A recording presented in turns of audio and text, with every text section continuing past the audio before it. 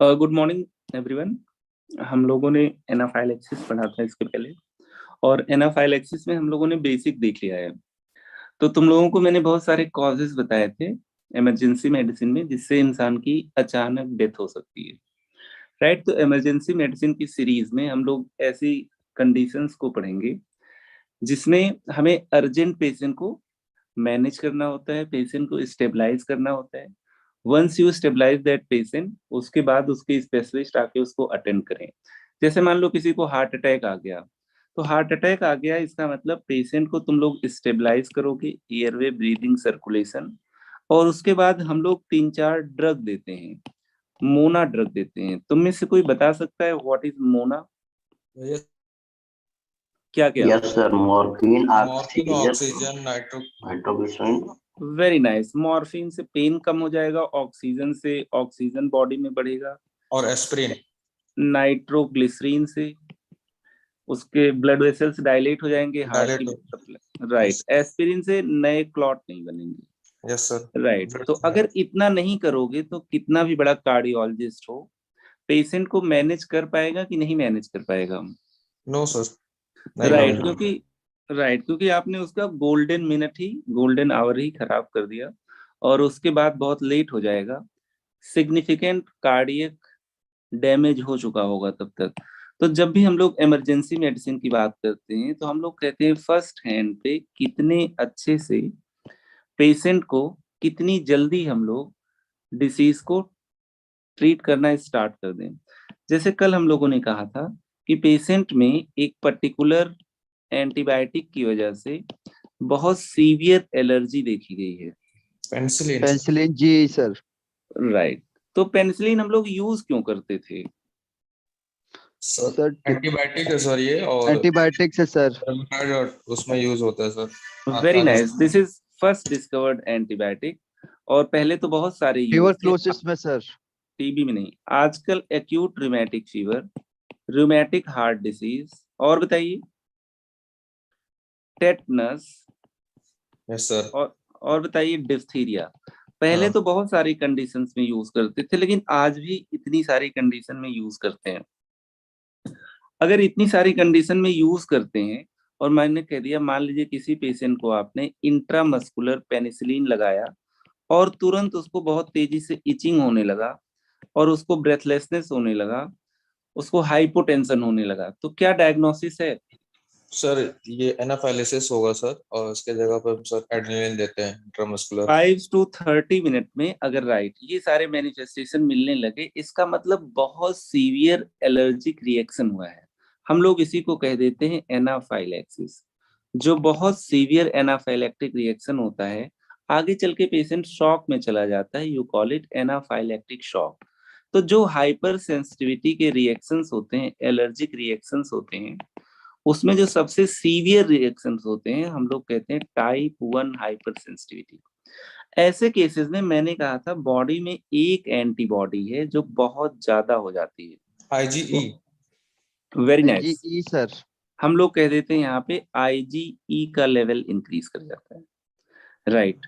तो अगर किसी में एलर्जिक मैनिफेस्टेशन आ रहे हैं, टाइप 1 हाइपर सेंसिटिविटी है, तो इसका मतलब किसी पर्टिकुलर एलर्जन से हो सकता है पेशेंट हाइपर रिएक्ट करे, और ऐसे पेशेंट में उस एलर्जन के स्पेसिफिक एक इम्यूनोग्लोबुलिन ज्यादा होती, IgE।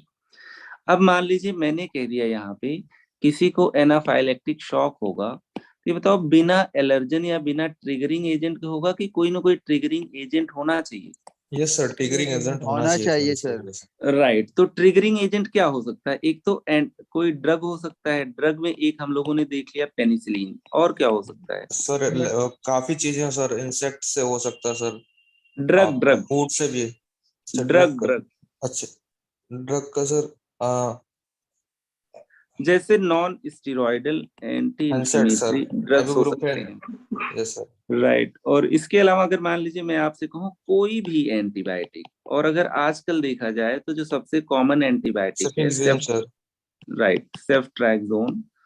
तो जब यहाँ पे भी आप आईवी देते हो तो पहले ड्रग सेंसिटिविटी टेस्ट कभी कभी कर लेना चाहिए, मतलब थोड़ा सा ड्रग हम लोगों को इंजेक्ट करके देख लेना चाहिए पेशेंट में कोई रेडनेस वगैरह तो नहीं आ रहा है। Yes, right. sir. इसके अलावा फूड से भी हो सकता है। फूड से बताइए क्या कौन कौन से फूड यहाँ पे हो जाएंगे? सर ग्राउंड नट्स, नट्स, बहुत बढ़िया, और ग्राउंड नट्स। सी सी फूड, फूड से हो गया सर, सी फूड जैसे आपका क्या, सी फूड का क्या मतलब सी हो सेल, गया? सी सेल, सी सेल। सी फूड का जैसे मतलब क्रैब हो गए आपके, यस सर। और बताइए।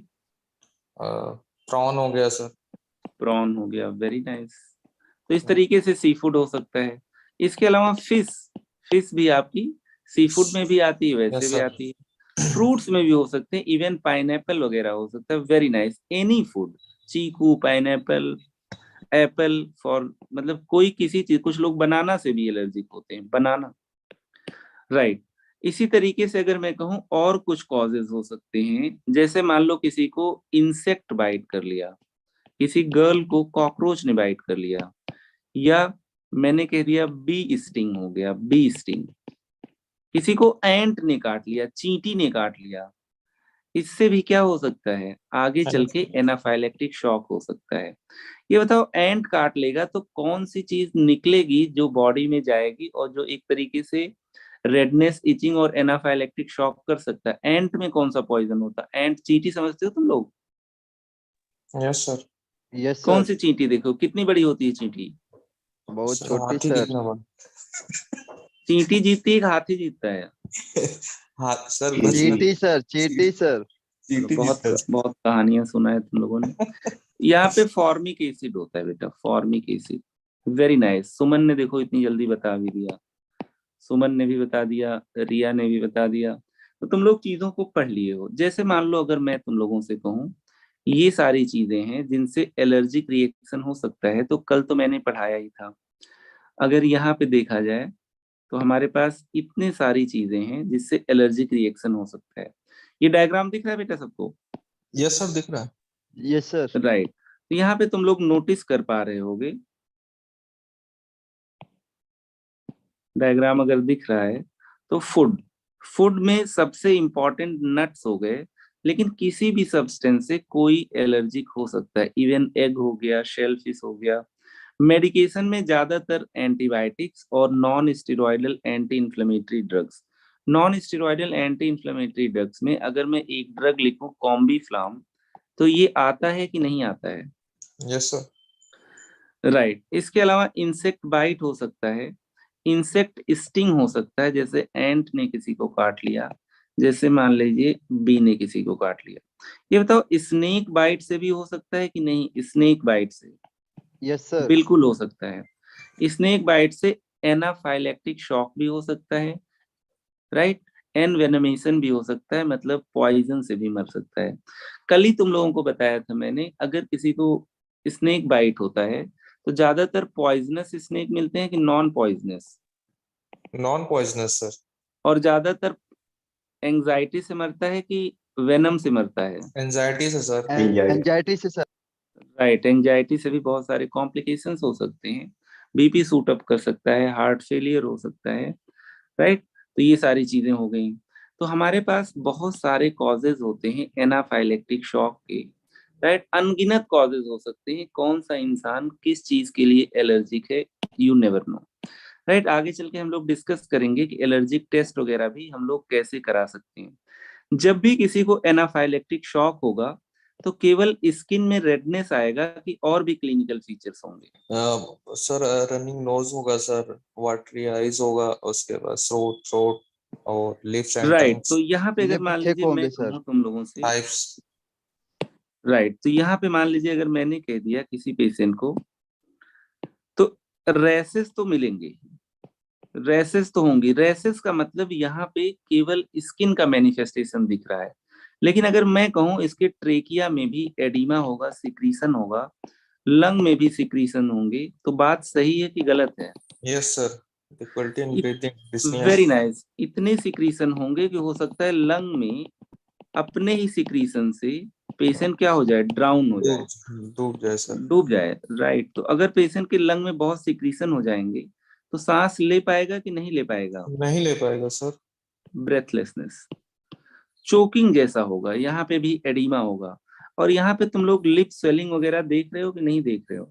यस सर, दिख रहा है सर। कंजक्टिवाइटिस वगैरह भी हो सकता है। Yes sir. इसके अलावा अगर मैं कहूँ पेशेंट में मल्टी सिस्टम प्रॉब्लम मिलेंगे, जैसे अगर मैं कहूँ पेन एब्डोमेन, मान लो फूड से एलर्जी हुआ तो पेन एब्डोमेन मिल सकता है कि नहीं, जैसे ग्राउंडनट खा यस, लिया। मिल सकता है सर। इसके अलावा मान लीजिए अगर मैंने कह दिया पेशेंट को वोमिटिंग और नोजिया हो सकता है कि नहीं, यस सर। राइट। डायरिया हो सकता है कि नहीं, diarrhoea. Yes sir. Yes sir इतना होगा। कुछ होगा। तो मैंने कहा था पेशेंट में जब भी एलर्जिक मैनिफेस्टेशन होता है तो ब्लड वेसल से परमिएबिलिटी इंक्रीज कर जाती है, डिक्रीज यस कर सर, जाती है, वैसोडाइलेटर हो जाता है सर।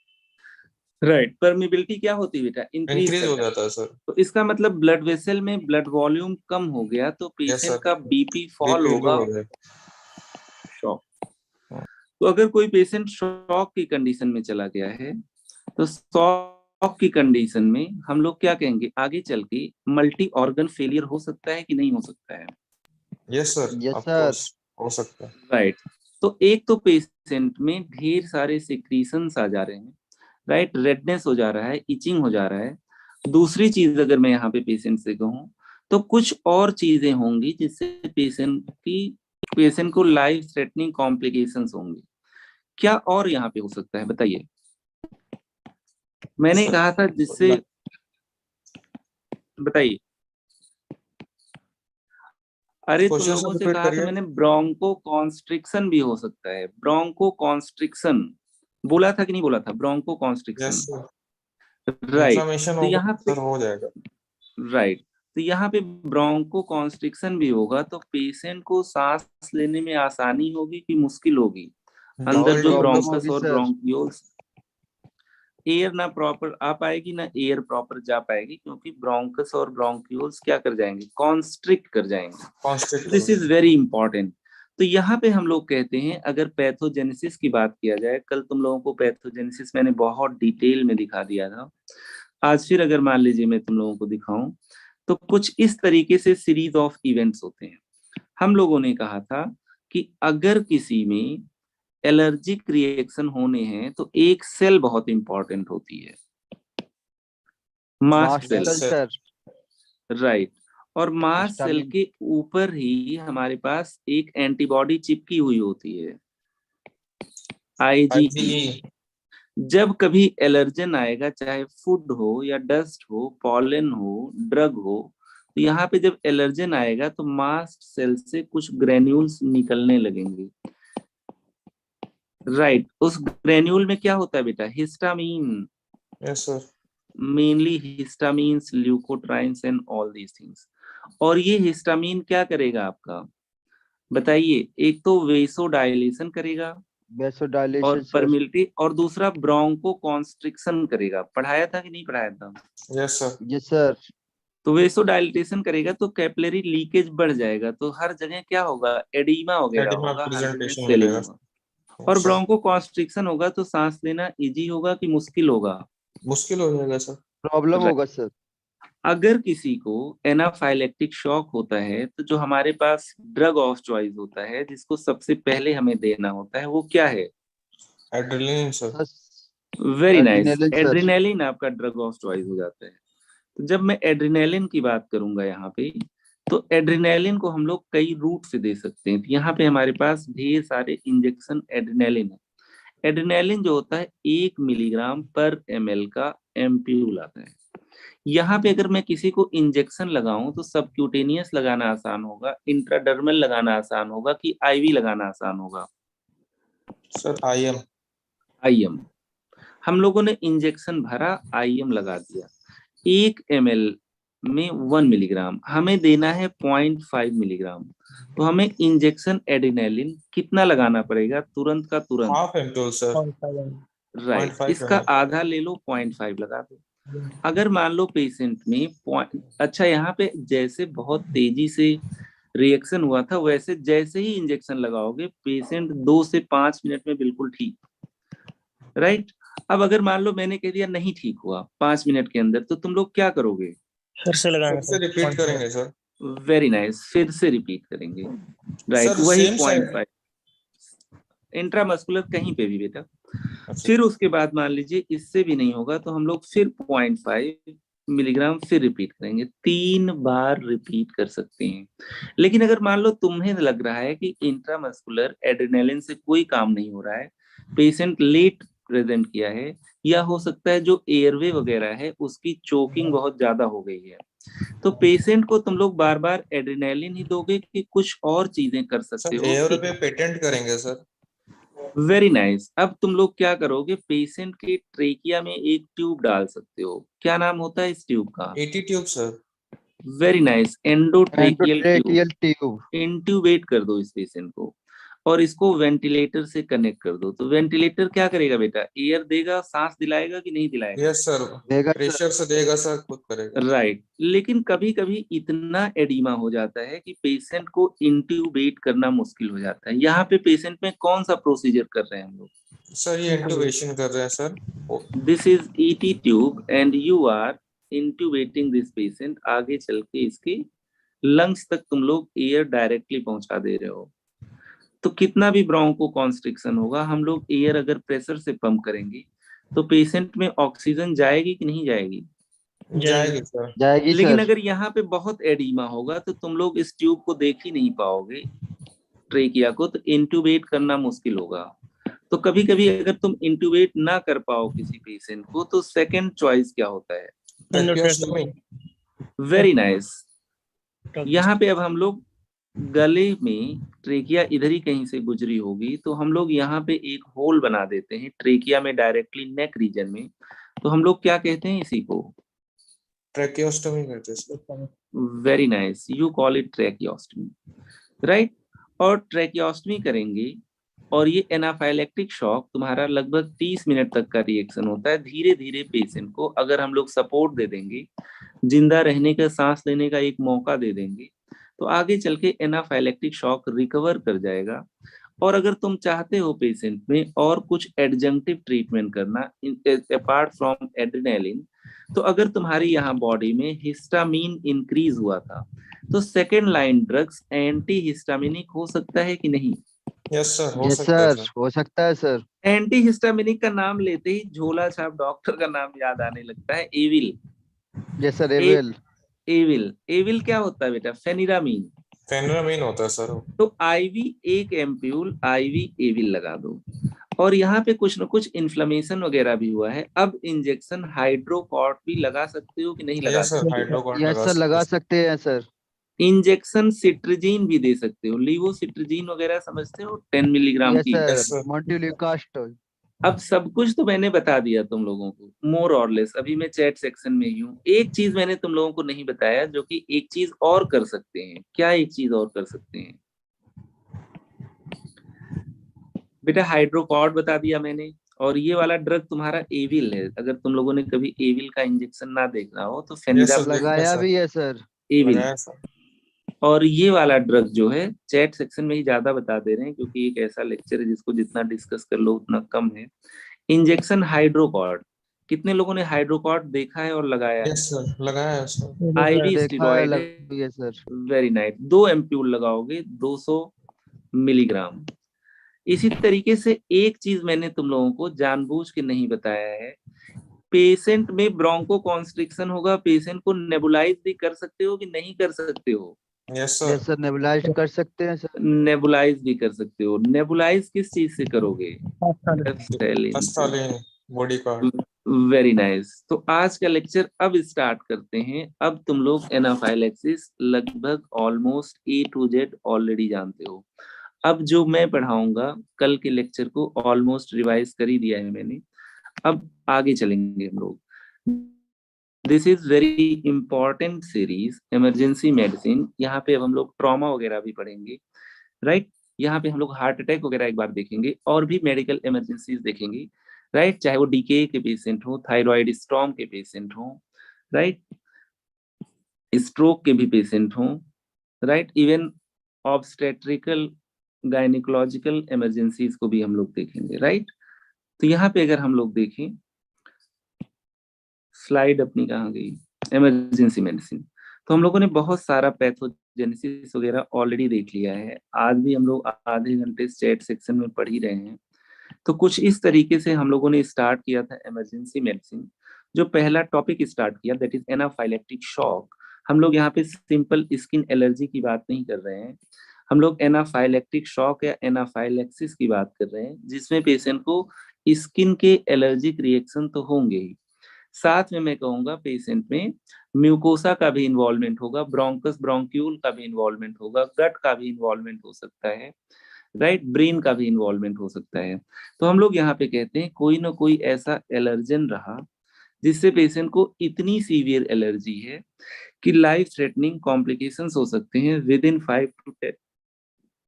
इसमें ये भी आपके ट्रिगरिंग एजेंट हो सकते हैं, drugs, foods, insect bytes, right.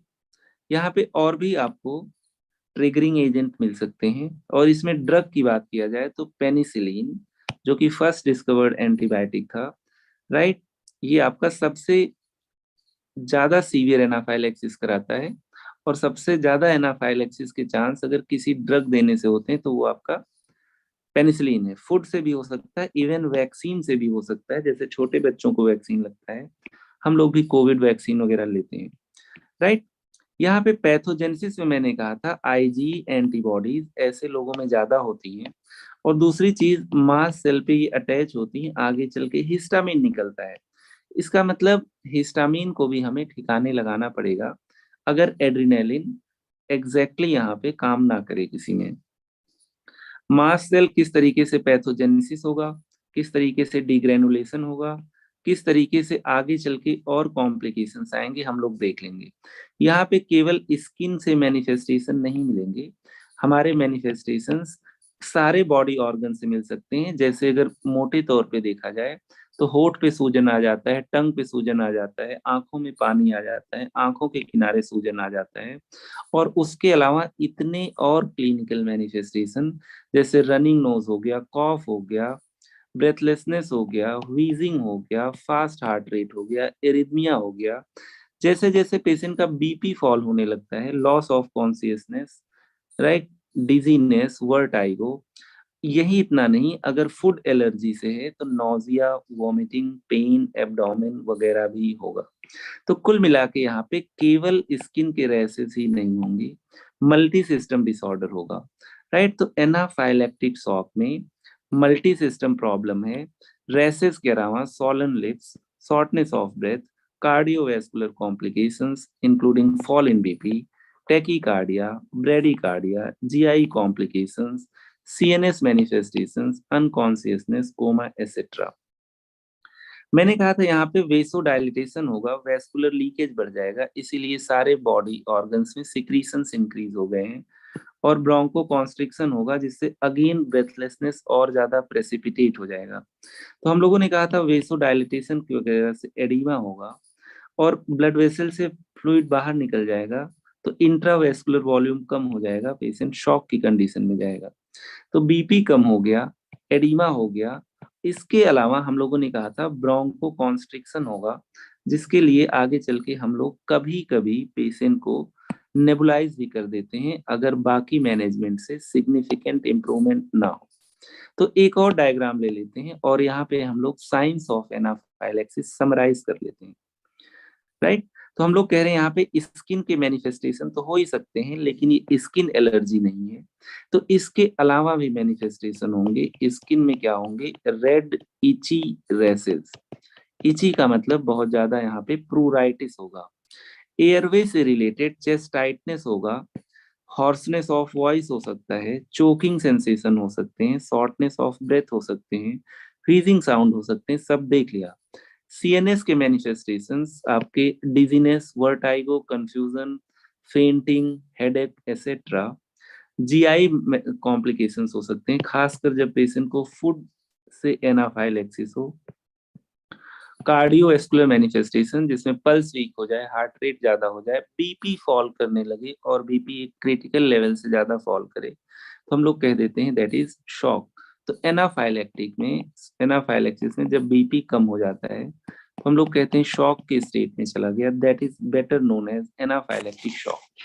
तो अगर यहाँ पे मैं तुम लोगों को एक क्लिनिकल कंडीशन दूं और कहूँ कि यहाँ पे पेशेंट को हो क्या गया है, तो देखो इस कंडीशन पे गौर करो, राइट। तो यहाँ पे ओवरराइट करके बताते हैं ताकि तुम लोगों को दिखाई दे। ये आपका एक क्लिनिकल सिचुएशन है। तो अगर आपके पास कोई पेशेंट आ रहा है इस क्लिनिकल सिचुएशन के साथ, मैं पढ़ देता हूँ अगर ये तुम लोगों को बहुत क्लियरली विजिबल ना हो। You are first year doctor, intern हो मान लो, और तुम लोग वार्ड में पोस्टेड हो। 35-year-old male had come on to ward to receive treatment. Endocarditis patient को है और पेशेंट ने यहाँ पे पेनिसिलिन का इंजेक्शन लिया। पेनिसिलिन के इंजेक्शन लेने के बाद पेशेंट को शॉर्टनेस ऑफ ब्रेथ हो गया और पेशेंट एक तरीके से फेंट करने लगा, हेडेक बताने लगा, नोजिया बताने लगा, वॉमिटिंग बताने लगा, इचिंग बताने लगा। इसका मतलब ड्रग लेने के बाद पेशेंट की कंडीशन खराब हो गई है। इसका मतलब प्रोबेबली अगर पेनिसिलिन है, it can be case of anaphylactic reaction. Anaphylactic reaction, जब एनाफाइलैक्टिक रिएक्शन होगा तो 5 मिनट से लेके 30 मिनट तक पेशेंट में बहुत सारे क्लिनिकल फीचर्स आएंगे, including shock, shortness of breath. 5 से 30 मिनट में अगर कोई इंटरवेंशन नहीं लिया तो पेशेंट में पॉसिबली डेथ हो सकती है। तो यहाँ पे पेशेंट को किसी जांच के लिए नहीं भेजना है, राइट। ये क्लिनिकल डायग्नोसिस है। अगर यहाँ पे तुम लोग पेशेंट का सीवीसी, टीएलसी, डीएलसी, एलएफटी या कोई और एलर्जिक टेस्ट कराने भेज दोगे तब तक बहुत लेट हो जाएगा, पेशेंट वापस नहीं आ पाएगा, राइट। ये क्लिनिकल डायग्नोसिस है। अगर किसी को कोई फूड लेने के बाद हो गया, किसी को कोई इंसेक्ट बाइट के बाद हो गया, किसी को कोई ड्रग लेने के बाद हो गया, चाहे वो कोई कॉम्बिफ्लाम या कोई और non steroidal anti inflammatory drug ही ना हो, तो हम लोग यहाँ पे कहते हैं it is better to treat it as anaphylactic shock rather than waiting for it. तो अगर तुम्हें कुछ डायग्नोस्टिक डिलीमा भी है, कुछ फीचर्स तुम्हें एनाफाइलैक्टिक शॉक के मिल रहे हैं, तो बेटर टू ट्रीट इट। ऐसा कुछ हो तो हम लोग कहते हैं ड्रग ऑफ चॉइस एड्रेनालिन। लेकिन अब ये नहीं कि एड्रेनालिन लिया, एड्रेनालिन लगा दिया, काम खत्म हो गया।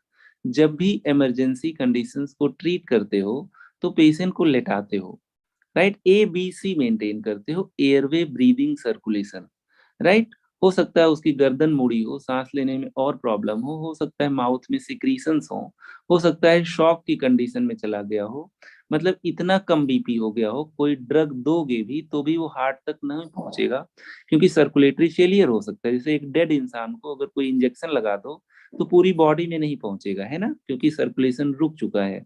तो जब भी हम लोग किसी पेशेंट को इमरजेंसी में मैनेज करते हैं तो पहले उसको ABC, एयरवे, ब्रीदिंग, सर्कुलेशन, जैसे ऑक्सीजन लगा देंगे, सक्शन कर देंगे, नेक पोजीशन ठीक कर देंगे, IV कैनुला लगा देंगे, समथिंग लाइक दैट। इतना कुछ करते हुए तुरंत एड्रेनालिन लोड करेंगे और इंट्रामस्कुलर 0.5 मिलीग्राम लगा देंगे। पेशेंट को अगर एलर्जिक रिएक्शन या एनाफाइलैक्टिक शॉक पहले हो चुका है तो पेशेंट को खुद ही, जैसे इंसुलिन पेन आती है वैसे EP पेन आता है, खुद ही पेशेंट एक शॉट एड्रेनालिन का ले सकता है। कहाँ लेगा? अब डेल्टॉइड वाला फैशन चला गया है, अब इंट्रामस्कुलर इंजेक्शन आपको थाई पे लेना होता है, right, anterolateral aspect of Thai. अभी ये सब चीजें देखेंगे। तो इतना कुछ हो गया। तो यहाँ पे हम लोग कॉल फॉर हेल्प करेंगे और एक टीम वर्क के तहत हमारा गोल होगा कि किसी तरीके से पेशेंट को जितनी जल्दी हो सकता है इंजेक्शन एड्रेनालिन प्रोवाइड करते हैं। अब यहाँ पे इन्वेस्टिगेशन तो हम लोगों को नहीं कराना है, लेकिन अगर इन्वेस्टिगेशन मान लो किसी में बार बार एनाफाइलैक्टिक शॉक हो रहा हो तो क्या कराना चाहिए वो बताते हैं, right. Usually no investigations are required, right. लेकिन क्योंकि हम लोग टेक्स्ट पढ़ रहे हैं तो अगर मान लो आगे पीछे तुम जांच भेज सकते हो तो क्या भेजोगे? हम लोग कहेंगे इन्वेस्टिगेशंस। लेकिन ये इन्वेस्टिगेशंस भेजने नहीं है, राइट। अगर ट्रीटमेंट के साथ तुम्हारे पास टाइम है तो ये भी तुम भेज सकते हो, ठीक है। लेकिन इतना सीवियर रिएक्शन होता है एनाफाइलेक्सिस कि तुम्हारे सामने पेशेंट फेंट हो जाएगा, राइट। तुम्हारे सामने पेशेंट वर्सन हो जाएगा। सारे टिपिकल क्लिनिकल फीचर्स जो तुम लोग पढ़े हो सब मिलते हैं यहाँ पे। इन्वेस्टिगेशंस हम लोग कहते हैं यूजुअली डायग्नोसिस इज क्लिनिकल। इतने सारे क्लिनिकल फीचर्स हम लोगों ने पढ़े हैं तो हम लोग कहेंगे पेशेंट को एलर्जिक रैसेस आएंगे, प्लस स्वेलिंग ऑफ लिप्स वगैरह हो सकता है, प्लस हमारे पास सिस्टमिक मैनिफेस्टेशंस हो सकते हैं। सिस्टमिक मैनिफेस्टेशंस में जैसे रेस्पिरेटरी सिस्टम इन्वॉल्व हो सकता है, कार्डियोवैस्कुलर सिस्टम इन्वॉल्व हो सकता है, सीएनएस इन्वॉल्व हो सकता है, जीआई। तो इतने सारे क्लिनिकल फीचर्स कम नहीं होते डायग्नोसिस के लिए। और दूसरी चीज, इन्वेस्टिगेशन भेजने में टाइम लगेगा and you don't have time in treating this particular emergency. तो यहाँ पे हम लोग क्या कहते हैं, investigations can be supportive, investigations can be only supportive, no need of, only supportive। कोई रिसर्च वगैरह करना चाह रहे हो, चलो करा लो।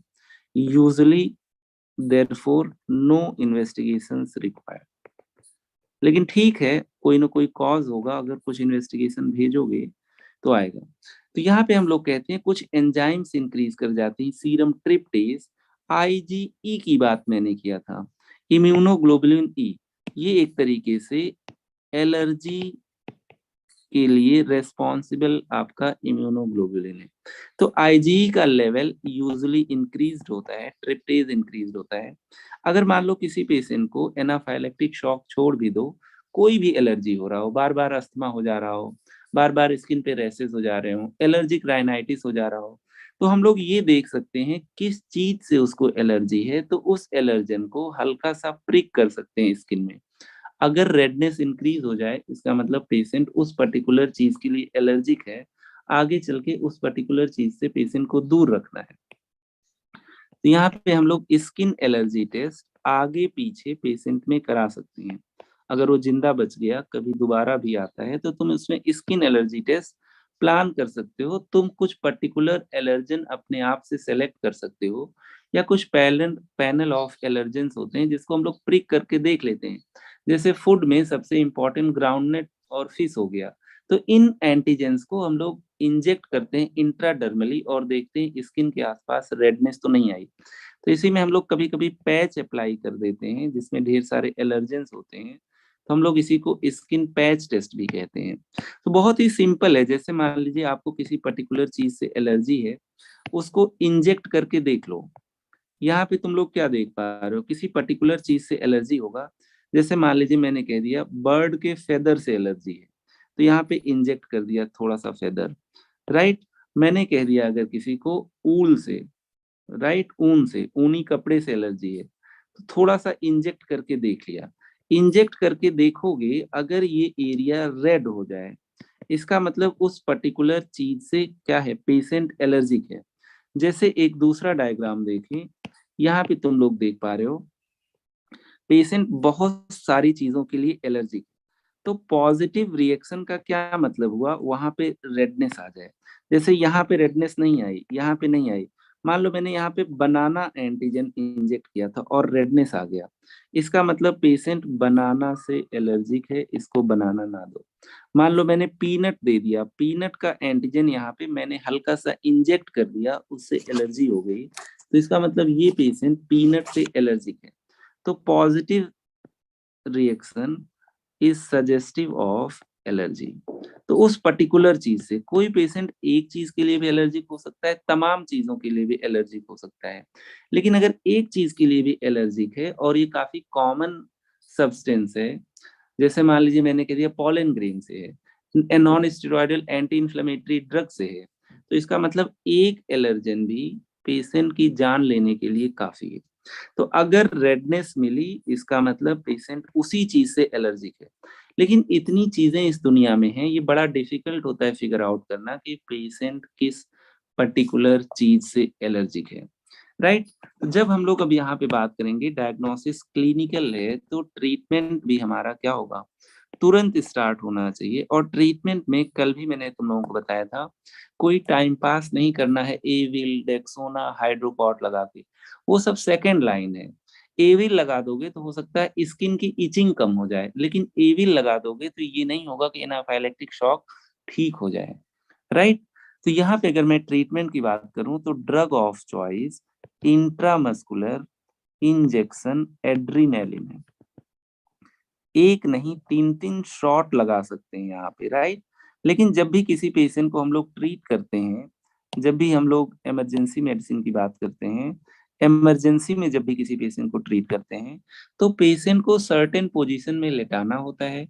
जैसे ही लेटा तुरंत ऑक्सीजन वगैरह लगाना स्टार्ट कर दो, मॉनिटर वगैरह लगाना स्टार्ट कर दो, ताकि सैचुरेशन वगैरह भी आप लोग साइमल्टेनियसली यहाँ पे पेशेंट का देख पाओ। बीपी वगैरह लेना स्टार्ट कर दो। आजकल मॉनिटर में बहुत सारे सेंसर्स होते हैं, वो बीपी भी बता देगा, सैचुरेशन भी बता देगा, हार्ट रेट भी बता देगा, राइट। तो injection adrenaline that is epinephrine is drug of choice, right. जो भी तुम्हारे सिस्टमिक मैनिफेस्टेशन है, इपिनेफ्रिन लगाने के बाद 1 से लेके 5 मिनट में पेशेंट बिल्कुल एसिम्प्टोमेटिक हो सकता है, जैसे उसको कुछ हुआ ही नहीं। और यही एड्रेनालिन अगर नहीं दिया तुमने तो हो सकता है पेशेंट को हमेशा के लिए लूज कर दो, राइट। इंजेक्शन एड्रेनालिन मुझे उम्मीद है तुम में से सभी ने देखा होगा, right. This is injection adrenaline. ज्यादातर जो इंजेक्शन एड्रेनालिन आता है, ज्यादातर क्या एक ही प्रिपरेशन ही होता है। हम लोग कहते हैं दिस इंजेक्शन एड्रेनालिन इस तरीके के वायल्स में आता है, ज्यादातर इस तरीके का दिखता है, राइट। और जिस इसका कॉम्पोजिशन होता है 1 ही ml का आता है, इसमें 1 मिलीग्राम एड्रेनालिन होता है। 1 मिलीग्राम भी मोर देन एनफ है, लगाना हमें केवल 0.5 है। तो हम लोग कहते हैं 1 मिलीग्राम पर ml के इस तरीके के एम्प्यूल्स आते हैं, राइट। और इमरजेंसी में इन्हीं एम्प्यूल्स को तुम्हें इंट्रामस्कुलरली देना है, राइट। अभी मैंने इंजेक्शन एड्रेनालिन लिखवा जरूर दिया है, लेकिन ABC कोई भी इमरजेंसी मैनेज करोगे तो you will start with ABC। अभी आते हैं ABC क्या होता है। तो यहाँ पे जब हम लोग देखेंगे तो पेशेंट को हम लोग किस तरीके से देंगे। ट्रीटमेंट ऑफ एनाफाइलेक्सिस में हम लोग क्या कहेंगे, पेशेंट को एड्रेनालिन देंगे और इंट्रामस्कुलर देंगे। और यहाँ पे देखो ये पेशेंट खुद लगा ले रहा है, तो एपिनेफ्रिन इंजेक्शन हमें क्या देना है, इंट्रामस्कुलर देना है। यहाँ पे जैसे इंसुलिन का पेन आता है, इसी तरीके से इपिनेफ्रिन का पेन आता है, राइट। हम लोग कह देते हैं इपिनेफ्रिन की पेन है, एक बार प्रेस कर दोगे तो 0.5 निकल जाएगा। इपी पेन 0.5 मिलीग्राम पर शॉट। तो इसको तुम्हें क्या लगा लेना है, इंट्रामस्कुलर लगा देना है, थाई में लगाना है, एंटीरोलेटरल एस्पेक्ट पे। डेल्टॉइड पे भी लगा सकते हो, बटक पे भी लगा सकते हो, लेकिन जो आइडियल जगह है आजकल इंट्रामस्कुलर इंजेक्शन लगाने की वो क्या है, at anterolateral aspect of thigh, right. Anterolateral aspect of thigh, right. आजकल यहाँ पे इंजेक्शन देते हैं, लेकिन फिर से मैं बता रहा हूँ कहीं पे भी लगा सकते हैं। तो इतने डायग्राम देखने के बाद तुम्हें ये लग गया कि यहाँ पे हमारा जो ड्रग ऑफ चॉइस है that has to be adrenaline epinephrine, right. कोई हाइड्रोकॉर्ट नहीं, कोई एविल नहीं, कोई डेक्सोना नहीं, कोई नेबुलाइजेशन नहीं। पहला ड्रग जो तुम्हें देना है वो ये देना है, राइट। लेकिन फिर भी हम लोग जब भी इमरजेंसी मैनेजमेंट करते हैं तो प्रोटोकॉल क्या होता है, राइट। इमरजेंसी मैनेजमेंट का जो प्रोटोकॉल होता है उसमें हम लोग क्या कहेंगे, उसमें हम लोग कहेंगे कि you need to provide patient supportive care also. तो जैसे ही पेशेंट आपकी इमरजेंसी में आया, राइट, ज्यादातर एनाफाइलेक्टिक शॉक में बीपी कम होता है पेशेंट का। तो हम लोग चाहते हैं जो भी फ्लूइड बॉडी में इकट्ठा हो रखा है या जो भी ब्लड है वो हार्ट के पास वापस आए। तो पैर की साइड को उठा देते हैं, लेग को उठा देंगे तो उधर से जो ब्लड होगा हार्ट के पास आएगा, हार्ट उसे पंप करेगा, बीपी इंप्रूव होगा। ऑक्सीजन लगा दोगे पेशेंट को, सक्शन वगैरह कर दोगे पेशेंट का, राइट। आईवी कैनुला लगा दोगे ताकि अभी तुम्हें अगर बोतल लगाना हो तो पेशेंट को लगा दो। तो हम लोग यहाँ पे क्या बात कर रहे हैं, पेशेंट को हम लोग इमरजेंसी मैनेजमेंट के तौर पे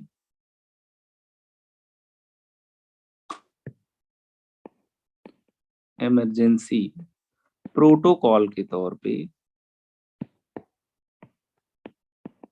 इमरजेंसी प्रोटोकॉल के तौर पे तुम पहले पेशेंट को first stabilise your patient, right. जो टीम होगी वो स्टेबलाइज कर रही होगी, आप एड्रेनालिन लोड करिए। स्टेबलाइजेशन में हमेशा आपका प्रोटोकॉल कहता है ABC। ए का मतलब हो गया एयरवे, बी का मतलब हो गया ब्रीदिंग, सी का मतलब हो गया सर्कुलेशन। जैसे मान लीजिए किसी का हार्ट अगर रुक चुका है तो उसको तुरंत इंजेक्शन लगाने का कोई मतलब नहीं है। You can start cardio pulmonary resuscitation, right. Airway का मतलब पेशेंट को ऑक्सीजन लगा सकते हो, पेशेंट को इंटूबेट कर सकते हो, राइट। एयरवे ब्रीदिंग में पेशेंट को सक्शन कर सकते हो, राइट, समथिंग लाइक दिस। तो यहाँ पे पेशेंट को हम लोग क्या करेंगे, नेक पोजीशन सही रखेंगे, ऑक्सीजन देंगे, सक्शन करेंगे, इंटूबेट वगैरह कर सकते हैं, राइट। दूसरी तरफ सर्कुलेशन है तो आईवी कैनुला लगा सकते हैं। जैसे सर्कुलेशन सही नहीं है तो इससे फ्लूइड देना स्टार्ट कर सकते हैं जिसमें नॉर्मल सेलाइन होगा। या पेशेंट में कार्डियो पल्मोनरी रिससिटेशन, हमें सीपीआर की जरूरत हो सकती है, हार्ट रुक गया है तो बाहर से हम लोग चेस्ट कंप्रेशंस देंगे। तो यहाँ पे जब एबीसी मेंटेन करने की बात होती है तो जैसे मान लीजिए मैंने कह दिया आपके पास पेशेंट आया तो आपने पेशेंट को क्या कर दिया, ऑक्सीजन लगा दिया, राइट। तो हम लोगों ने क्या कर दिया, नॉन इन्वेसिव ऑक्सीजन दे दिया पेशेंट को, ऑक्सीजन सप्लीमेंटेशन। और ऐसे पेशेंट में प्लस हम लोग कहते हैं लेग एंड को रेज कर देते हैं, लेग एंड इज रेज्ड। ये दो काम तुम लोगों ने शुरू में ही कर लिया, राइट। इसके अलावा पेशेंट को आईवी कैनुला लगा दिया। और अगर मान लीजिए पेशेंट का हार्ट बिल्कुल रुक चुका है, you guys can also simultaneously start CPR. लेकिन यहाँ पे अभी मैं मान के चल रहा हूँ, मैं सीपीआर नहीं पढ़ा रहा हूँ आज, मैं मान के चल रहा हूँ पेशेंट इस कंडीशन में नहीं आया है कि पेशेंट में चेस्ट कंप्रेशंस करो, राइट। चेस्ट कंप्रेशंस तब करते हैं जब पेशेंट इस कंडीशन में आया हो कि वो लगभग गुजर चुका हो, हार्ट रुक गया हो, when there is cardiac arrest. तो हम लोग यहाँ पे when there is cardiac arrest, हम लोग सीपीआर वगैरह भी पढ़ेंगे इमरजेंसी मेडिसिन के सेक्शंस में, कैसे सीपीआर करते हैं, किस रेट से करते हैं, राइट। तो पेशेंट को हमें सपोर्टिव केयर भी देना है, बीट पेशेंट को लेटा के लेग एंड को रेस कर देना है अगर बीपी कम है, सक्शन वगैरह कर देना है, आईवी कैनुला वगैरह लगा देना है पेशेंट को, और चेस्ट कंप्रेशंस अगर जरूरत है तो करना है, राइट। ये सारी चीजें हो गई। अब हम लोग वापस आते हैं यहाँ पे role of injection adrenaline. Role of injection adrenaline, मोटे मोटे तौर पे मैं कहूँ इंजेक्शन एड्रेनालिन जो कि ड्रग ऑफ चॉइस है, मैं कहूंगा यहाँ पे तुरंत के तुरंत 0.5 milligram is equal to 0.5 ml injection adrenaline intramuscular over anterolateral aspect of thigh, anterolateral aspect of thigh, right. तो पेशेंट को हमें ये प्रोवाइड करना है। 0.5 मिलीग्राम को हम लोग 500 माइक्रोग्राम भी कह सकते हैं, 500 माइक्रोग्राम एक ही बात है, डिफरेंट यूनिट्स में होगा। 5 मिनट के अंदर पेशेंट ठीक हो जाएगा। अगर नहीं हुआ, इफ नो रेस्पॉन्स, हम लोग ये नहीं कहेंगे कि जाओ ऊपर, हम लोग इसको रिपीट करेंगे, injection ADR intramuscular 0.5 milligram twice more. अक्सर इसी एक डोज में पेशेंट ठीक हो जाता है, उठ के बैठ जाता है पेशेंट, बिल्कुल नॉर्मल हो जाता है तुरंत। लेकिन अगर नहीं रेस्पॉन्स आया, लेट रिपोर्ट किया है, सीवियर एलर्जिक रिएक्शन है, 2 बार देने पे आ जाता है, ठीक है। ऐसा कोई पेशेंट नहीं होता है एनाफाइलेक्टिक शॉक का, अनलेस एंड अनटिल वो बीटा ब्लॉकर वगैरह लेके आया हो या बहुत लेट कंडीशन में आया हो कि पेशेंट इतने में रिवाइव हो। तो ये मैजिकल रेस्पॉन्स होता है जब भी पेशेंट को इंजेक्शन एड्रेनालिन देते हो। तो यहाँ पे हमने डोज क्या कह दिया है, 0.5 मिलीग्राम।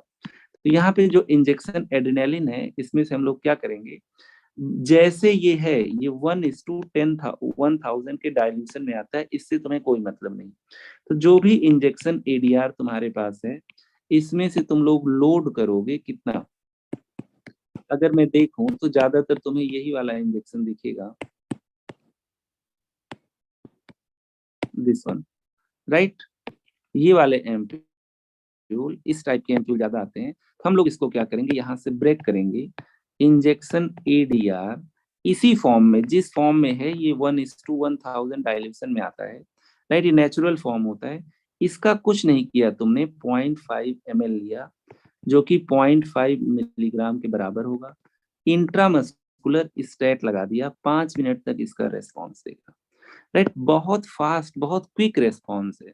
यही तुम एविल डेक्सोना लगाते तो हो सकता है पेशेंट को क्या हो जाता, थोड़े बहुत रैसेस और इचिंग में आराम मिल जाता, लेकिन एड्रेनालिन के अलावा कोई ऐसा ड्रग नहीं है जो चोकिंग कम कर दे, ब्रोंकोडायलिटेशन कर दे, राइट, सिक्रीशंस को कम कर दे, कंजेशन को कम कर दे, लिप की स्वेलिंग को बाकी कोई ड्रग नहीं कर पाएगा। तो इंजेक्शन एड्रेनालिन यहाँ पे ड्रग ऑफ चॉइस है, देना आपको इंट्रामस्कुलर है। तो इंट्रामस्कुलर पेशेंट को हम लोग भी लगा सकते हैं, राइट, या पेशेंट अगर पता है उसको और उसको ट्रेन कर दिया है कि कभी अगर तुम्हें एनाफाइलेक्टिक शॉक हो तो खुद से लगा सकते हो। पेशेंट को खुद पता चल जाता है, होठ वगैरह सूजने लगते हैं, आंखों से पानी आने लगता है, सांस फूलने लगती है। और अगर फूड एलर्जी है तो पेशेंट को कैसे पता चल जाएगा, नोजिया वॉमिटिंग भी साथ में होगा। तो हम लोग यहाँ पे क्या कर रहे हैं, पेशेंट को इंट्रामस्कुलर लगा रहे हैं और यहाँ पे पेशेंट खुद लगा रहा है। यही आपका ईपी पेन है, एक बार इसको प्रेस करोगे तो 0.5 मिलीग्राम इपिनेफ्रिन पेन से रिलीज होगा, 0.5 मिलीग्राम IM। कम रिलीफ लगता है तो ये नहीं कि खुद ही देते रहोगे, डॉक्टर को कॉल कर दोगे, यहाँ पे डॉक्टर नहीं आएंगे तो 5 मिनट के अंदर अगर जिंदा हो तो सेकंड शॉट ले लो, राइट। तो इस तरीके से हम लोग इंजेक्शन इपिनेफ्रिन को as a drug of choice use करते हैं। अगर तुम लोगों को मैं चार्ट दिखाऊं कि इस पर्टिकुलर डोज में चीजें रेकमेंडेड हैं, राइट। यहाँ पे ट्रीटमेंट हम लोगों ने कहाँ से स्टार्ट किया, ट्रीटमेंट हम लोगों ने स्टार्ट किया इंजेक्शन एड्रेनालिन से। कितना देंगे, किस रूट से देंगे, ये सब हम लोग अब देख चुके हैं, right, too simple to understand. IV fluid देंगे जिसमें नॉर्मल सेलाइन के बोलस देंगे, राइट। एडल्ट है तो 500 ml लगा देंगे सीधे, और छोटा है तो 20 ml पर केजी 30 मिनट में देंगे।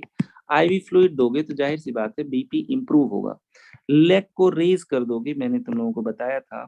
अगर ब्रोंको कॉन्स्ट्रिक्शन बहुत ज्यादा है तो कभी कभी पेशेंट को साइमल्टेनियसली नेबुलाइज कर सकते हैं। नेबुलाइज करने के लिए भी तुम्हें कोई इंजेक्शन नहीं देना है, सिंपली कुछ इस तरीके से पेशेंट के सामने ऑक्सीजन से ही नेबुलाइज कर दोगे, तो ऑक्सीजन मास्क ही तो लगाना है, राइट। तो नेबुलाइज करने में कोई हर्ज नहीं है, लेकिन फिर मैं कह रहा हूँ ये नेबुलाइजेशन वगैरह आपका एडिशनल ट्रीटमेंट है। नेबुलाइजेशन वगैरह आपका मेन ट्रीटमेंट नहीं है कि तुम सब कुछ छोड़ के पेशेंट को नेबुलाइज करने लगो। और जब पेशेंट को नेबुलाइज करोगे तो पेशेंट को एस्थेलिन दोगे, राइट। कोई और फालतू चीज से नेबुलाइज नहीं करना है, क्योंकि तुम्हारा जो एम है यहाँ पे क्या है, that is bronchodilatation, nebulization by beta 2 agonist, जिसमें हम लोग कहेंगे सालब्यूटामॉल, राइट। तो 2.5 मिलीग्राम के रेस्प्यूल्स आते हैं जिसमें 2.5 मिलीग्राम सालब्यूटामॉल होता है, राइट। इससे क्या कर दोगे, पेशेंट को ड्रग डाल के नेबुलाइज कर दोगे, राइट। ये भी एस्थेलिन वगैरह देने के बाद आता है, जैसे ऑक्सीजन लगाए हो तो ऑक्सीजन प्लस एस्थेलिन से नेबुलाइज भी कर सकते हो। ज्यादातर चीजें किस पर्टिकुलर डोज में देंगे उसको हम लोग यहाँ पे लिख लेते हैं। तो यहाँ पे अगर तुम लोगों को मैं ये चार्ट दिखाऊं, तो जब भी किसी को एनाफाइलेक्टिक शॉक होगा तो ये सारी चीजें आपको करनी है, ये प्रॉपर मैनेजमेंट हो गया, राइट। तो यहाँ पे अगर हम लोग देखें तो हम लोग यहाँ पे कह रहे हैं पेशेंट में ये कुछ कॉजेस थे, food, medication, insect bite, allergen या कोई वैक्सीनेशन, इम्यूनोथेरेपी, राइट। इतने सारे क्लिनिकल मैनिफेस्टेशन थे, चाहे स्किन से रिलेटेड रहे हो, रेस्पिरेटरी ट्रैक से रिलेटेड रहे हो, हार्ट से रहे हो, जीआई से रहे हो, राइट, या आईज वगैरह में रहे हो। यहाँ पे पेशेंट को तुम इस तरीके से कुछ मैनेज करोगे। और यहाँ पे तुम लोग देख पा रहे हो we started with airway breathing circulation. तो तुम्हारी टीम होगी, कोई आपका पेशेंट में एयरवे के लिए मास्क लगा रहा होगा, कोई सक्शन कर रहा होगा, कोई हो सकता है इंट्यूबेट कर रहा हो पेशेंट को, अगर पेशेंट में एयरवे बिल्कुल पेटेंट नहीं है। ऑक्सीजन लगाओगे, बता दिया। एपिनेफ्रिन देखो फर्स्ट लाइन ऑफ ट्रीटमेंट दे रखा है, 0.3 to 0.5 मिलीग्राम। हम लोग कहेंगे यहाँ पे जो रिकमेंडेशन है that is 0.5 milligram. Normal saline की बोतल टांग दोगे, बाकी कुछ अगर दोगे पेशेंट को जैसे हाइड्रोकॉट वगैरह है, ये सब सेकेंडरी ट्रीटमेंट है। एंटी हिस्टामिनिक दोगे, ये सब सेकेंडरी ट्रीटमेंट है, राइट। तो हम लोग कहते हैं drug of choice injection adrenaline है। आगे चल के तुम लोग पेशेंट को सालब्यूटामॉल जो कि साबा वगैरह होगा उससे नेबुलाइज कर सकते हो, प्लस एंटी हिस्टामिनिक्स दे सकते हो जैसे तुम्हारा एविल वगैरह हो गया, प्लस स्टीरॉइड्स वगैरह दे सकते हो। तो बाकी सारी चीजों का भी रोल हम लोग देख लेंगे कितना है, लेकिन जो पहली चीज तुम लोगों को देनी है that has to be injection adrenaline, right. तो यहाँ पे अगर इतना कुछ हम लोगों ने देख लिया है तो फिर से यहाँ पे हम लोग देख रहे हैं ऑटोमेटिक इंजेक्शन आते हैं, उससे भी देख सकते हो। But IM adrenaline is drug of choice in treatment of anaphylaxis. कोई स्टेरॉइड वगैरह के चक्कर में इनिशियली नहीं पड़ना है, राइट। और क्या चीज हम लोग यहाँ पे देखेंगे, और यहाँ पे हम लोग देखेंगे कुछ और गाइडलाइंस। जैसे मान लीजिए अगर मैंने कह दिया किसी को एनाफाइलेक्टिक रिएक्शन हुआ है, तुम्हें लगा कि एनाफाइलेक्टिक रिएक्शन है, तुम्हारे पास पेशेंट आया है, तो फिर से एयरवे ब्रीदिंग सर्कुलेशन मेंटेन करोगे, राइट। और यहाँ पे कॉल फॉर हेल्प करोगे क्योंकि पूरी टीम ने आना होगा यहाँ पे, राइट। अकेले एनाफाइलेक्टिक शॉक को मैनेज करने में समझदारी नहीं। फिर उसके बाद तुमने एयरवे ब्रीदिंग सर्कुलेशन क्या किया, मेंटेन किया, ABC। ABC में तुम्हें जो अभी तक बताया गया है एयरवे ब्रीदिंग सर्कुलेशन, राइट। और यहाँ पे तुम लोग क्या करोगे, इंजेक्शन एड्रेनालिन दोगे इंट्रामस्कुलरली, और यहाँ पे 5-5 मिनट पे अगर सिचुएशन कंडीशन उसकी इम्प्रूव नहीं हुई तो क्या कर दोगे, उसको रिपीट करते रहोगे। हम लोग कहते हैं एटलीस्ट 3 टाइम्स हम लोग यहाँ पे रिपीट करते हैं। Too simple to understand. तो जो ट्रीटमेंट प्रोटोकॉल था वो यहाँ से देखा हम लोगों ने, लेकिन कभी कभी पेशेंट को केवल ऑक्सीजन लगा दोगे, इससे कोई फायदा नहीं होगा। क्यों फायदा नहीं होगा, मान लो मैंने कह दिया किसी को लैरिंजियल एडिमा हो गया, ट्रेकिया में बहुत सारे सिक्रीशंस हैं, बहुत सीवियर ब्रोंको कॉन्स्ट्रिक्शन हो रखा है, तो ऐसे केसेस में हम लोग क्या कहते हैं, ऐसे केसेस में अगर तुम केवल एयर लगा दिए हो, ऑक्सीजन लगा दिए हो, तो बिना प्रेशर के वो अंदर जाएगा ही नहीं। तो हमें पेशेंट में एयरवे सिक्योर करते हुए हो सकता है पेशेंट को इंट्यूबेट करना पड़े, right. Sometimes we may not have patent airway. Open airway अगर नहीं होगा तो हमारे पास दो ऑप्शन हो सकता है। अगर हम इंट्यूबेट कर पाए, इंट्यूबेशन, राइट, इंट्यूबेशन में हम लोग क्या करेंगे, ईटी ट्यूब इंसर्ट कर देंगे in trachea. ET tube in trachea का मतलब है एंडोट्रेकियल ट्यूब लेंगे और ट्रेकिया के अंदर उसको इंसर्ट कर देंगे, एंडोट्रेकियल ट्यूब, और पेशेंट को कनेक्ट कर देंगे वेंटिलेटर से, कनेक्ट विद वेंटिलेटर। अब वेंटिलेटर एयर पुश करेगा और पेशेंट सांस लेगा, तो एक तो इंट्यूबेशन हो गया। दूसरा, कभी कभी हमें ईटी ट्यूब डालने के लिए ट्रेकिया विजुलाइज ही नहीं होता, तो हम लोग यहाँ पे क्या कर सकते हैं, पेशेंट के ट्रेकिया में नेक के रास्ते डायरेक्ट ट्यूब डाल देते हैं, दैट इज ट्रैकियोस्टमी। तो हमें एक्सट्रीम कंडीशन में इंट्यूबेशन और ट्रैकियोस्टमी करनी है, लेकिन इसका मतलब ये नहीं कि एडीआर नहीं लगाओगे, राइट। तो यहाँ पे अगर मान लीजिए मैं आपको इंट्यूबेशन और ट्रैकियोस्टमी से रिलेटेड कुछ डायग्राम दिखाऊं, यहाँ पे हम लोग पेशेंट को क्या कर दे रहे हैं, इंट्यूबेट कर दे रहे हैं, राइट। 3 डायग्राम है, सब में तुम लोग देख पा रहे हो। पहला वाला डायग्राम इसको कर देते हैं। यहाँ पे हम लोगों ने ट्रेकिया में ट्यूब डाल दिया, ये ट्रेकिया है, और ट्रेकिया में हम लोगों ने ट्यूब डाल दिया, दिस इज एंडोट्रेकियल ट्यूब, और यहाँ पे हम लोग वेंटिलेटर कनेक्ट कर देंगे, तो जो एयर होगा, जो पेशेंट को ऑक्सीजन मिलेगा, वो वेंटिलेटर के थ्रू मिलेगा। अगेन यहाँ पे तुम लोग देख पा रहे हो पेशेंट में हम लोग एंडोट्रेकियल ट्यूब लगा दिए, right, this is your ET tube. तो हम लोग पेशेंट को इंट्यूबेट कर दिए यहाँ पे हम लोगों ने ईटी ट्यूब लगा के पेशेंट को वेंटिलेटर से कनेक्ट कर दिया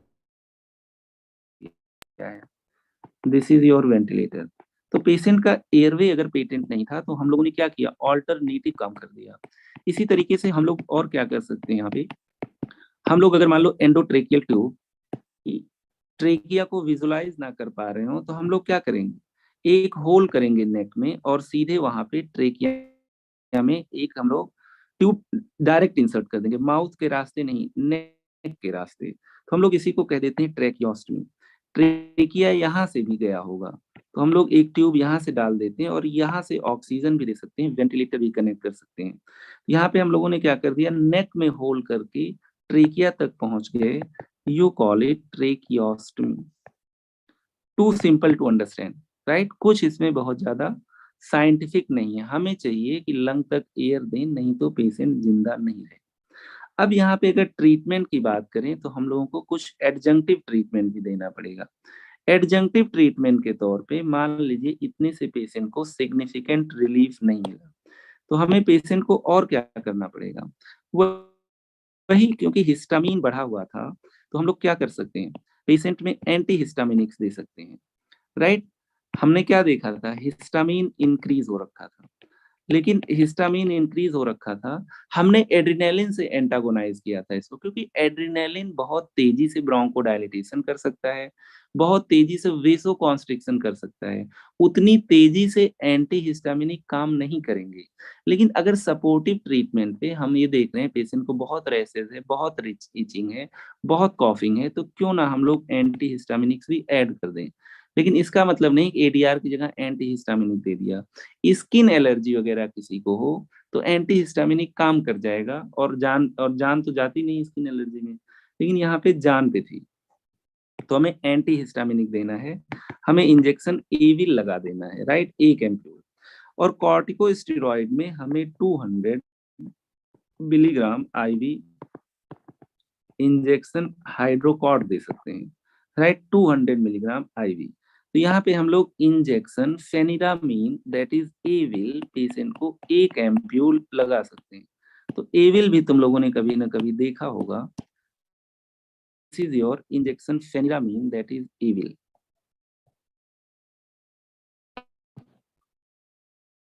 राइट। फेनिरामीन मैलिएट नाम से आता है, राइट। इंजेक्शन एविल तुरंत लेंगे 1 एम्प्यूल आईवी स्टेप। ये क्या है, एंटी हिस्टामिनिक है, लेकिन ज्यादातर ये एंटी हिस्टामिनिक्स वगैरह इंटरनल सिस्टमिक कॉम्प्लिकेशन को नहीं प्रिवेंट करते। ये स्किन रैसेस वगैरह को फेड करा देंगे, इचिंग वगैरह कम कर देंगे, स्नीजिंग कम कर देंगे, स्नीजिंग, कॉफ कम कर देंगे, समथिंग लाइक दैट। लेकिन अगर तुम ये कहो कि पूरे प्रोसेस को ये रिवर्स कर दें तो उतनी जल्दी ये एक्ट ही नहीं करेंगे, राइट। दूसरा ऑप्शन यहाँ पे है, क्योंकि बहुत ज्यादा इम्यून रिएक्शन हो रहा है, you gas can also give patient क्या, इंजेक्शन हाइड्रोकॉर्ड। 2 एम्प्यूल हाइड्रोकॉर्ड इंट्रामस्कुलर लगाएंगे, मतलब टोटल ऑफ 200 मिलीग्राम। यहाँ पे क्या है, इंजेक्शन हाइड्रोकॉर्ड, राइट। हाइड्रोकॉर्टिसोन मतलब IV steroid, injection hydrocortisone, right. हम लोग कहेंगे इंट्रावीनस स्टेरॉइड। अगर कोई स्टेरॉइड बहुत इफेक्टिव होता है, खासकर रेस्पिरेटरी डिस्ट्रेस किसी पेशेंट को हो, तो हम लोग कहते हैं injection hydrocort 200 milligram IV stat, right. तो एलर्जिक रिएक्शंस हो गए, इम्यून रिएक्शंस हो गए, रेस्पिरेटरी डिस्ट्रेस हो गया, उन चीजों में ये भी बहुत अच्छे से काम करता है। 200 मिलीग्राम, तो इसका मतलब ये 100 मिलीग्राम के आपके एम्प्यूल्स हैं, तो 2 एम्प्यूल्स या 2 वायल्स है, एम्प्यूल नहीं वायल बोलते हैं, 2 vials IV step, 2 vials IV step.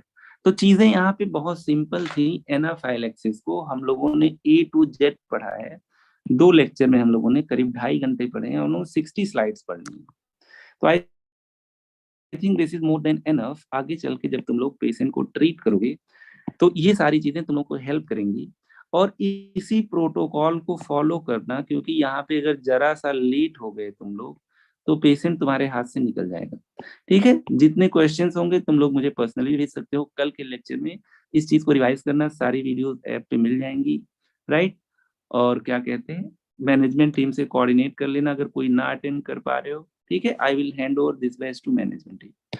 चलो कल मुलाकात करते हैं, क्वेश्चन आंसर सेशन स्टार्टिंग में करेंगे। तब तक के लिए बाय बाय, टेक केयर।